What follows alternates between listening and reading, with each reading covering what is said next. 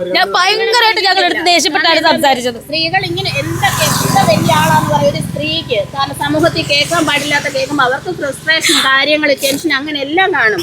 അത് തെറ്റല്ലെന്നാണ് അവര് പറഞ്ഞത്. ആ ഉദ്യോഗസ്ഥൻ പറഞ്ഞ തെറ്റല്ലെന്നാണ് പറഞ്ഞത്. അത് എന്തുകൊണ്ടാണ് പറഞ്ഞതെന്ന് എനിക്ക് അറിയത്തില്ല. ഒരു മര്യാദയ്ക്ക് സംസാരിച്ചിട്ടില്ല. ആ ഒരു വാക്കാണ് നമ്മൾ ജനമൈത്രി എന്ന് പറയുന്ന ഇടത്തുനിന്ന് പ്രതീക്ഷിക്കുന്നത്. പക്ഷേ തൃക്കൊടിത്താനം ചങ്ങനാശ്ശേരി ശരിക്കും ദേഷ്യപ്പെട്ട് ഞങ്ങളുടെ അടുത്ത്. അത് എന്തുകൊണ്ടാണെന്ന് എനിക്ക് അറിയത്തില്ല. അതെന്താണ് സംഭവം എന്ന്. ഞങ്ങൾ പരാതിക്കാരാണ്, പക്ഷെ ഞങ്ങൾ ദേഷ്യപ്പെട്ട് എന്തിനാണെന്ന് ഞങ്ങൾക്ക് അറിയത്തില്ല. അതാണ് ഞാൻ ചോദിക്കുന്നത്, എന്തിനാണ് ഞങ്ങളുടെ നേരെ ദേഷ്യപ്പെട്ടത്? അതുകൊണ്ട് ഇത് കണ്ടിട്ടൊന്നും അല്ല രേണുസുതി കരയുന്നത്. നമുക്കൊരു നിയമത്തിനെ നമ്മൾ എന്താ പറയാ ബഹുമാനിക്കുന്നതുകൊണ്ടാണ് നമ്മൾ പോയതും നമ്മൾ അവിടെ പരാതി കൊടുത്തു. അപ്പൊ നമ്മുടെ അടുത്ത് ദേഷ്യപ്പെടുമ്പോൾ നമ്മൾ പെണ്ണുങ്ങളാണ്. ഒരു എന്താ ഉദ്യോഗസ്ഥൻ നിന്ന് ദേഷ്യപ്പെടുവാണ്, ഭയങ്കരമായിട്ട് ഷൗട്ട് ചെയ്യുവാണ്. എന്ത് കാരണം എന്ന് ഞങ്ങൾക്ക് അറിയത്തില്ല. അതുലിനെ പൊക്കിയെടുത്ത് പറയുക. വന്നിട്ട് ഞങ്ങളല്ലേ പരാതിക്കാര് അല്ലേ? ഞങ്ങൾക്ക് നീതി വേണ്ട. പിന്നെ ഞങ്ങൾ വക്കീലിനോട് സംസാരിച്ചു. കാരണം നമ്മള് നിയമത്തെ പഴിക്കാനൊന്നും നമ്മൾ ആളല്ല. നമ്മൾ അത് അനുശാസിക്കുന്ന തന്നെ ജീവിക്കുന്നത്. അതില് പറഞ്ഞോണ്ടൊന്നുമല്ല രേണുസുതി കരയുന്നത്. പരാതി കൊടുത്തു, അതിന്റെ പ്രകാരം പേടിച്ചിട്ടുമല്ല കഴിഞ്ഞ ദിവസം വരുന്നത്. ഞാൻ ഷൂട്ടുള്ളത് കൊണ്ടാണ്. അവൻ ഇവിടെ വന്നായിരുന്നു കഴിഞ്ഞ ദിവസം. രേണുസുതി കുറെ പെണ്ണുങ്ങളുണ്ടല്ലോ അവനെ വിളിച്ച് പറയാൻ വേണ്ടിട്ട്. എന്താ ഞാൻ ചോദിക്കണം, നിങ്ങളല്ലേ ഏൽപ്പിച്ചു എൻ്റെ ഈ കുടുംബചരിത്രവും ജീവചരിത്രവും തിരക്കാൻ വേണ്ടിയിട്ട്? ലോകത്ത് ഈ പറയുന്നവരൊക്കെ അയ്യോ ഭയങ്കര ആൾക്കാരായിരിക്കുമല്ലോ. ഞാനൊരു കാര്യം ഈ 10 കെട്ടിലും വന്ന് ഞാൻ ഈ നാളെ 10 കെട്ടിലും വന്ന് നിങ്ങൾക്ക് എന്നാന്നേ നിങ്ങൾക്ക് ആരെങ്കിലും ഏൽപ്പിച്ചിട്ടുണ്ടോ എൻ്റെ ഈ പുറകെ നടക്കാൻ വേണ്ടിയിട്ട്? CBI പോലെ ഈ അതിലൊന്ന് പറയുന്നവനെ ഏൽപ്പിച്ചിട്ടുണ്ടോ? പിന്നെ ഏതോ ഒരു ആരോപണത്തിൽപ്പെട്ട ആളുടെ പേരും പറഞ്ഞ് ആളുടെ അടുത്ത് ചോദിച്ചാൽ ആൾ പറയും എനിക്കറിയത്തില്ലെന്ന് പറയാം. അങ്ങനത്തെ ആളുടെ അടുത്ത് വരെ പോയേക്കും ഓരോരുത്തർ. ഈ പറയുന്ന വ്ളോഗേഴ്സൊക്കെ. ഈ അതിലെന്ന് പറയുന്നവൻ എന്തേലും കിട്ടുമോ എന്നറിയാം. അവർ ഓടിച്ചെന്നാ ഞാൻ അറിഞ്ഞത്. കാര്യങ്ങൾ പറയാം മീഡിയ അല്ലേ, നമ്മൾ കാര്യങ്ങൾ ബാക്കി തീരുമാനിക്കാതെ പറഞ്ഞോളാൻ പറഞ്ഞു. കാരണം ഞങ്ങൾ അതുപോലെ വിഷമിച്ചാണ് അവിടുന്ന് വന്നത് പോലീസ് സ്റ്റേഷനിൽ നിന്ന്. നല്ലതായിട്ട് ദേഷ്യപ്പെട്ടു ഞങ്ങളുടെ അടുത്ത്. ഈ പരാതി കൊടുക്കാൻ പോകുന്നതിന് മുന്നേ ഇതിന്റെ സാധ്യതകൾ വക്കീൽ പറഞ്ഞു.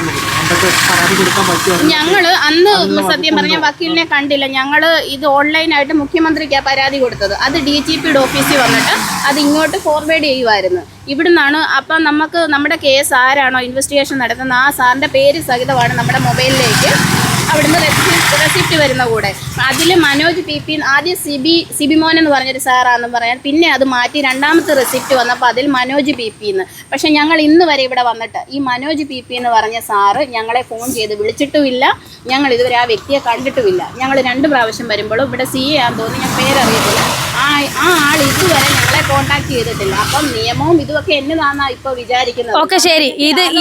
ഈ സാറന്മാർക്ക് മര്യാദയ്ക്ക് ഞങ്ങൾ 2 പെണ്ണുങ്ങൾ മാത്രമാണ് പോയത്. ഞങ്ങളുടെ പപ്പായ്ക്ക് വയ്യാത്തോണ്ട് ഇതെല്ലാം കേട്ട് പുള്ളിക്ക് എന്തുവാ പപ്പായ്ക്ക് എന്നെ അസുഖം തന്നെ 2 സർജറി അറ്റാക്ക് 2 പ്രാവശ്യം കഴിഞ്ഞ് 2 സർജറിയും കഴിഞ്ഞിട്ടിരിക്കുന്ന മനുഷ്യൻ. ഞാൻ ഡീറ്റെയിൽ ഇവിടെ നേഴ്സാണ്ട് ഇവർക്ക് എല്ലാ കാര്യങ്ങളും അറിയാം. എനിക്ക് ഡീറ്റെയിൽ എന്ന് പറയും പപ്പായ്ക്ക് സർജറി കഴിഞ്ഞിരിക്കുക എന്നൊക്കെ അറിയാം. അതല്ലാണ്ട് ഡീറ്റെയിൽ ആയിട്ട് എനിക്ക് പറയാൻ അറിയത്തില്ല. പിന്നെ ഇവർക്ക് മാന്യമായിട്ട് പറയാമല്ലോ. നിങ്ങൾ അല്ലേ, നിങ്ങൾ പോയി ബാക്കി കോടതി. ഇത് ഞങ്ങളെ ഇട്ട് ചാടിക്കുവാണ്. അതെന്തുകൊണ്ടാണ് ഞങ്ങളെ ചാടിച്ചത് അതറിയണം. ഒരു പോലീസുകാരൻ ശരിക്കും ഇട്ട് ചാടിക്കുവാണ് ഞങ്ങളെ. അതെന്താണെന്ന് ഞങ്ങൾക്ക് അറിയണം. ഞങ്ങൾക്ക് പേരൊന്നും അറിയത്തില്ല. മെയിൻ സാറ് തന്നെ അവിടുത്തെ. അതിന് സ്വാധീനം ഉണ്ടായാലും അതിൽ എന്തെങ്കിലും സ്വാധീനം ഇവർക്ക് കൊടുത്തിട്ടുണ്ട് അതൊന്നും ഞങ്ങൾക്കല്ല. ഒരു സ്ത്രീക്ക് ഈ സമൂഹം നമ്മുടെ ഭരണഘടനയെ നൽകുന്ന മാനുഷികമായ പരിഗണന ഞങ്ങൾക്ക് ഇത് കിട്ടിയേ പറ്റത്തുള്ളൂ. അല്ലെങ്കിൽ വെറുതെ പറയുന്നതല്ല. നമുക്കൊരു ജീവൻ എന്ന് പറഞ്ഞ് ഇപ്പം ഞങ്ങൾക്ക് മനസ്സിലായി. ആ ജീവൻ അങ്ങ് പോയാൽ പോട്ടെ. കാരണം നീതി രണ്ടും കൽപ്പിച്ച് വേണ്ടി തന്നെയാണ് അതിന് എവിടം വരെ പോണെങ്കിലും. കാരണം അതുപോലെ ഞങ്ങളിപ്പോൾ സമൂഹത്തിന് മുമ്പിൽ വേറെ നികൃഷ്ടരായ രീതിയിലാണ് ഈ അതില്. പിന്നെ അവന്റെ കൂടെ ഇപ്പൊ ഒരാളും കൂടെ ഉണ്ട്, ഡാൻസ് സത്യൻ. അവനാണ് പിന്നെ ഇട്ടോണ്ടിരിക്കുന്നത്. അതിന് ഇടാൻ പറ്റത്തില്ലല്ലോ ഇനി. അതിനോട് പറഞ്ഞിട്ടുണ്ട് ഇനി ഇടാം. അതുകൊണ്ട് കഴിഞ്ഞ ദിവസം വന്നപ്പോൾ ഇനി ഇടുന്നില്ല. അപ്പൊ ആ കാര്യങ്ങൾ ഇവന് പറയാനുള്ള കാര്യം കൂടെ അവൻ ഇടുവാണ്. ഇതെന്നെ ഇടും. ഇത് ഞങ്ങൾ എന്താണ് ചെയ്തത്? അതിന് മാത്രം എന്ത് തെറ്റാണ് ചെയ്തത്? ഞാൻ കാപ്പ കുത്തിയ പ്രതിയാണോ? അല്ല, ഞാൻ കാപ്പ കുത്തിയ പ്രതിയാണോ? ഞാൻ എന്നെ ഇട്ട് ഈ ദ്രോഹിക്കാൻ വേണ്ടിയിട്ട്. ഞാനതാ സമൂഹത്തിനോട് ചോദിക്കുന്നത്. നെഗറ്റീവ് കമന്റ്സ് ഒക്കെ പോകാൻ പറ. അതൊക്കെ ചുമ്മാ, അതൊന്നും നമുക്ക് വിഷയമല്ല. കമന്റ്സ് അല്ല ഇത് വിഷയം. ചുമ്മാ ഇട്ട് എൻ്റെ മുൻ ഭർത്താവെന്ന് പറഞ്ഞ ഏതോ ഒരാളുടെ ഫോട്ടോ ഇട്ടേക്കുന്നത്. എനിക്കറിയത്തില്ല അത് എന്നാ ആളെ എനിക്കറിയത്തില്ല. ഈ പറയുന്ന ആരോപണത്തിൽപ്പെടുന്ന ആൾക്ക് പോലും ആൾക്ക് സംസാരിക്കാൻ, ഈ ഒരു ബന്ധത്തെപ്പറ്റി സംസാരിക്കാൻ താല്പര്യം, എനിക്ക് സംസാരിക്കാൻ താല്പര്യമില്ല. എൻ്റെ സുധിച്ചേട്ടനും സംസാരിക്കാൻ താല്പര്യമില്ലാത്തതുകൊണ്ടല്ലേ ആ സ്റ്റാർ മാജിക്കിൽ ആദ്യമായിട്ട് വന്നപ്പോൾ അദ്ദേഹം ഇൻട്രോ ചെയ്തത്. അത് എല്ലാവർക്കും അറിയാവുന്നതല്ലേ. പിന്നെ ഈ ആൾക്ക് പോലും ആർക്ക് സംസാരിക്കാൻ പിന്നെ ആർക്കാണ് ഇത് കുത്തിപ്പൊക്കണമെന്നാകല്ലേ? അത് കുത്തിപ്പൊക്കട്ടെ. ഇതൊന്നും തെറ്റൊന്നും അല്ലല്ലോ.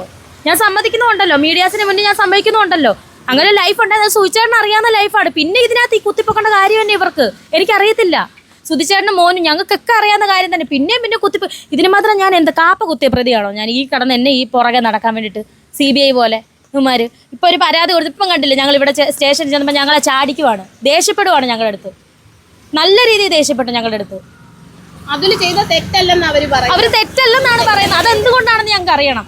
ഒരു പെണ്ണുങ്ങൾക്ക് നീതി, ഒരു പെണ്ണ് കൊടുത്ത പരാതിക്ക് നീതി കിട്ടും. അവൻ ചെയ്ത തെറ്റല്ലെന്നാണ് പറയുന്നത്. അവൻ അങ്ങനെ തെറ്റ് ചെയ്തിട്ടില്ലെന്നാണ് പറയുന്നത്. അതാണ് ഞാൻ ചോദിക്കുന്നത്. ഒരു കെട്ട് പരാതിയാണ് കൊടുത്തേക്കുന്നത്. ആ വീഡിയോസ് മുഴുവൻ നിങ്ങൾക്കറിയില്ല, ഹെഡിങ് വന്ന എന്നാക്കിയാ ഹെഡിങ്, ആ ഹെഡിങ് വെച്ചിട്ടാണ് പരാതി കൊടുത്തത്. എന്നിട്ട് അത് തെറ്റല്ലെന്ന് പറഞ്ഞാൽ ഞങ്ങൾ എന്താണ് ചെയ്യേണ്ടത്? ഇനി ഞങ്ങൾക്ക് നീതി പിന്നെ എവിടെ നിന്ന് കിട്ടും? ഞങ്ങൾ നേരിട്ട് വിളിച്ചിട്ടില്ലേ? ഇവിടെ വിളിച്ചു മിനിഞ്ഞാന്ന് വിളിച്ചായിരുന്നു. ഇന്ന് അതിൽ ഇവിടെ എത്തും, ഞങ്ങൾ ഇവിടെ വരണമെന്ന് പറഞ്ഞു. ഞങ്ങൾ ലീവ് എടുത്താണ് ഇന്ന് വരുമെന്ന് പറഞ്ഞാൽ ലീവ് എടുത്ത് വന്നു. പകുതി വഴിയായപ്പോൾ ഇവിടുന്ന് സാറുമാരാരാണ്ട് വിളിച്ചു, അതിൽ വരത്തില്ല, അതിൽ നിന്ന് വരാൻ പറ്റത്തില്ല, അതിൽ വക്കീലിനെ കൊണ്ട് വിളിപ്പിച്ചിട്ടുണ്ട്, വരാൻ പറ്റത്തില്ലെന്ന്. പിന്നെ ഞങ്ങൾ ഇവിടെ ചെന്നപ്പോൾ സാറ് പറഞ്ഞത് ഇവിടെ ഇത് പറ്റത്തില്ല, ചാടിക്കുക കേട്ടോ, ഞങ്ങളെ ദേഷിക്കുവാണ്. അതാണ് ഞാൻ ചോദിക്കുന്നത്. മര്യാദയ്ക്ക് സംസാരിക്കണ്ട ഞങ്ങളുടെ അടുത്ത്. ഞങ്ങളല്ലേ പരാതിക്കാര്? നിങ്ങൾ പറ, ഞങ്ങൾ പരാതിക്കാരാണ്, മര്യാദയ്ക്ക് സംസാരിക്കണ്ട. അല്ലെങ്കിൽ ഇവര് ഞങ്ങൾക്ക് മാനസികമായ ഒരു സ്ത്രീ തരാത്തതിന്റെ പേരിൽ തരാത്തതിന്റെ കാരണം എന്നാന്ന് ഇവര് വ്യക്തമാക്കണം. അതിന് മാത്രം എന്ത് തെറ്റാണ് ഞാൻ എന്ത് തെറ്റാണ് ചെയ്തത് അതെനിക്കറിയണം. ഈ മാനസിക പരിഗണന വിലയില്ലെന്ന് അത് പറയും. പട്ടിക്ക് വിലയില്ലെന്നുള്ളത് അതിന് അറിയത്തില്ല. ഒരു പട്ടിയെ ചെന്നൊന്ന് എന്തെങ്കിലും ചെയ്തു നോക്കട്ടെ, അവൻ അന്നേരം അറിയാം അവന് പട്ടിക്ക് വിലയുണ്ടോ ഇല്ലയോ എന്നുള്ളത്. ഇവനോട് ഇവൻ ഈ CBI പോലെ ഞങ്ങളുടെ നാട്ടിൽ വന്ന് അന്വേഷിക്കുക. ഇവൻ ആരാണ് അധികാരം കൊടുത്തത്? CBI ആണോ ഇവൻ അന്വേഷിക്കാൻ?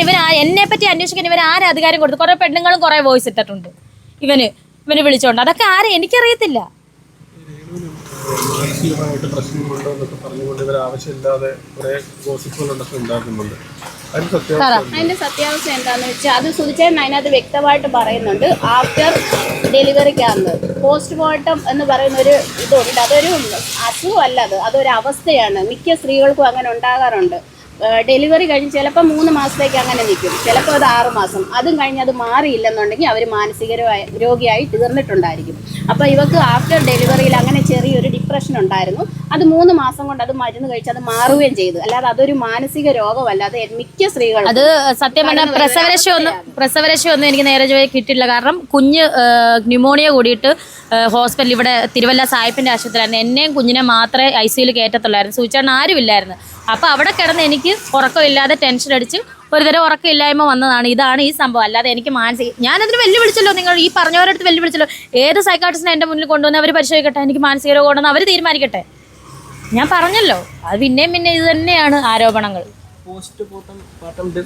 ഡിപ്രഷൻ അത് തന്നെ. അതെ, അത് ഡെലിവറി കഴിഞ്ഞ് മിക്ക സ്ത്രീകൾക്കും മിക്കവർക്കും ഉണ്ടാകുന്നു. ചിലരത് പുറത്ത് നടി, കാരണം അവർക്ക് നമ്മുടെ ശരീരത്തിൽ അന്നേരം ഉണ്ടാകുന്ന പല ഹോർമോണൽ ചേഞ്ചസ് കൊണ്ടോ നമുക്ക് മാനസികമായിട്ടുണ്ടാകുന്ന അതുകൊണ്ടൊക്കെ നമുക്ക് ഉണ്ടാകുന്ന ഒരു അവസ്ഥയാണ്. അല്ലാതെ ഒരു രോഗമല്ല. അതൊരു 2-3 മാസം മരുന്ന് കഴിക്കുമ്പോൾ മാറും. പിന്നീട് അത് നമുക്ക് ഉണ്ടായിട്ടില്ല അവർക്ക്.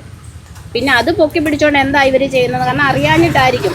അന്നൊരു ലോക്ക്ഡൌൺ ടൈമിൽ സൂചിച്ചാണ്ട് കുറെ പ്രോബ്ലം ഉണ്ടായപ്പോഴാണ് അത് സൂചിച്ചാണ്ട് അത് സംസാരിച്ചത്. ഞാനും ഉണ്ടായിരുന്നു കൂടെ സംസാരിച്ചത്. ശരിയാണ്, ഡെലിവറി കഴിഞ്ഞിരുന്ന സമയമാണ് അന്നേരം സംസാരിച്ച്. അത് പൊക്കി പിടിച്ചോണ്ട് സ്ഥിരം മാനസിക രോഗിയാന്നൊക്കെ പറഞ്ഞ ഹോസ്പിറ്റലിൽ കിടക്കണ്ടേ? ഞാൻ എന്നെ ഏതെങ്കിലും ഹോസ്പിറ്റലിൽ കിടന്ന് ഏതെങ്കിലും ആൾക്കാർ എന്നെ ചികിത്സിച്ച് അല്ലെങ്കിൽ ഡോക്ടർമാർ ചികിത്സിച്ച് എനിക്ക് ഷോക്കെങ്കിലും തരണ്ടേ? ഈ മാനസിക രോഗം ഉള്ളവർക്ക് തരണ്ടേ? ഇതൊന്നും എനിക്കുണ്ടായിട്ടില്ല. പിന്നെ ഇവർ പൊക്കി പിടിച്ചോണ്ട് നടക്കുന്നത് ഇതെല്ലാം പോട്ടെ, എന്തിനാണ് എൻ്റെ പുറകെ ഈ നടക്കുന്നതെന്നാണ് ഞാൻ ആലോചിക്കുന്നത്. ഇവർക്ക് എനിക്കൊന്ന് കണ്ടന്റ് കിട്ടാനും വ്യൂ കൂട്ടാനുമായിരിക്കും. അതല്ലാതെ ഇപ്പം എനിക്കിത് പറയാനില്ല അതിനകത്തൊന്നും. മുന്നോട്ടുള്ള ഒരു നിലപാട് എന്ത് പറഞ്ഞെന്ന് പറഞ്ഞാലും കോടതി പോത്തേ ഉള്ളൂ. കാരണം ഞങ്ങളുടെ കയ്യിൽ ഫുൾ എവിഡൻസും ഉണ്ട് അവൻ ചെയ്ത്. കാരണം ഞാൻ ഇവനുമായിട്ട് ഒരു ബന്ധവുമില്ല. അവൻ എൻ്റെ ഫോട്ടോ 2-3 പ്രാവശ്യം അവൻ മീഡിയയിൽ എടുത്തിട്ടുണ്ട്. രേണുവിൻ്റെ സഹോദരി 3 പ്രാവശ്യം. 4ാമത്തെ പ്രാവശ്യം ഞാനും അവനും തമ്മിലുള്ള ചാറ്റ് പുറത്ത് ഞാൻ അവന് വീഡിയോ കോൾ ചെയ്തു. അവൻ റെസ്പോണ്ട് ചെയ്തു. പക്ഷേ എൻ്റെ ഫോണിലേക്ക് അവൻ എവിടെ വേണമെങ്കിലും കൊണ്ട് ചെക്ക് ചെയ്യട്ടെ, എനിക്ക് അങ്ങനെ ഒരു മെസ്സേജ് അവൻ വന്നിട്ടുമില്ല. ആ ഒരു വ്യക്തിയെ എനിക്ക് അറിയത്തുമില്ല. എൻ്റെ കയ്യിലെ നമ്പരോ ഒന്നുമില്ല. മനഃപൂർവ്വം അവൻ എൻ്റെ ഫോട്ടോ എടുത്തു വെച്ച് ഞാനും അവനും തമ്മിലുള്ള ചാറ്റ് പുറത്തൊന്നും പറഞ്ഞ് കുറെ ലവ് ഇട്ട് അവൻ തന്നെ ഇട്ടിട്ടുണ്ട്. ഇത് വൾഗറല്ലേ? ഇത് തെറ്റല്ലേ? അപ്പം തെറ്റല്ലേ? നിങ്ങൾ പറയുന്നത് തെറ്റല്ലേ? അവര് പറയുന്നത് തെറ്റല്ലെന്നാ പറയുന്നത്. ഇതിനകത്ത് എന്താ വൾഗർ എന്ന് പറഞ്ഞാൽ ഞങ്ങളെ ദേഷിക്കുമോ സാറന്മാര്?